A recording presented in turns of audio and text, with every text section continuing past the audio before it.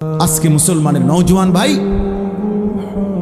মুসলমানের মা বোন, কিশোরী যুবতী নারী, সবার জন্য কথা, এটা আমার জন্য। আজ আমাদের সবচেয়ে বেশি গুনাহ আমাদের নজরের গুনাহ। আর এই নজরের কারণেই ধীরে ধীরে প্রত্যেক মানুষ যখন চোখ দিয়ে গুনাহ করে, এই মোবাইলে নারী দেখে, ছবি দেখে, উলঙ্গ দৃশ্য দেখে, হারাম নাজায়েজ ছবি দেখে, রাস্তায় দেখে বেপর্দা বেহায়া নারী দেখে, নিজের আত্মীয় স্বজনের থেকে হোক আর রাস্তার মহিলা হোক, প্রত্যেক মানুষের চোখে যা দেখে হারাম, তা অন্তরে আইসা জমা হয়। আর অন্তর থেকে ধীরে ধীরে পরিকল্পনা, প্ল্যান, প্রোগ্রাম বাড়াইতে বাড়াইতে বাড়াইতে বাড়াইতে একসময় লজ্জাস্থানের দ্বারাও জিনা এবং ব্যভিচারের গুনাহ হয়েছে। নাউজুবিল্লাহ, নাউজুবিল্লাহ, নাউজুবিল্লাহ। আজকে ছেলেরা, তোমাদের চেহারা দেখলে বোঝা যায় বাপ, মাত্র বয়স 18 বছর, চেহারার মধ্যে রসকস নাই।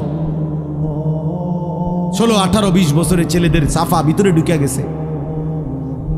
তোমাদের চুল দেখলে বোঝা যায়, তোমাদের চেহারার বিমর্ষ ভাব দেখলে বোঝা যায় গুনাহ করতে করতে তোমরা ক্লান্ত, গুনাহ করতে করতে ক্লান্ত।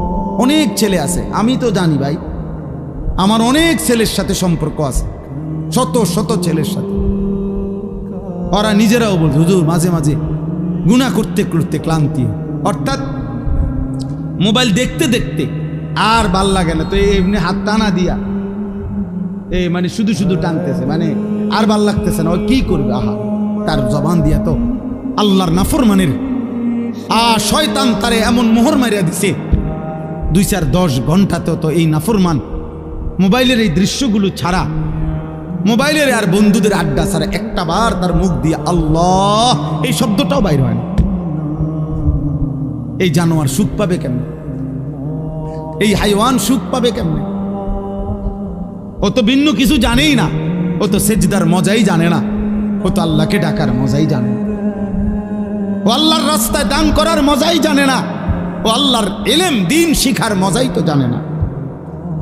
বড় পীর আব্দুল কাদের জিলানী রাহমাতুল্লাহ আলাইহি বলছেন, দুনিয়ার রাজা বাদশারা যদি জানতো আমি আব্দুল কাদের রাত গভীরে তাহাজ্জুদ নামাজে যখন সেজদা দেই, আমার এই কপালটা যেটুকু মাটির মধ্যে যখন লাগে সেজদাতে, উনি বলেন আমি তখন যেই মজা পাই, যেই সুখ পাই, যেই আনন্দ পাই, আল্লাহর কসম তিনি বলেন দুনিয়ার রাজা বাদশারা যদি যা টের পাইতো, তাইলে আমার থেকে বন্দুক ঠেকাইয়া ওই সুখ ছিনাইয়া নেওয়ার চেষ্টা করত।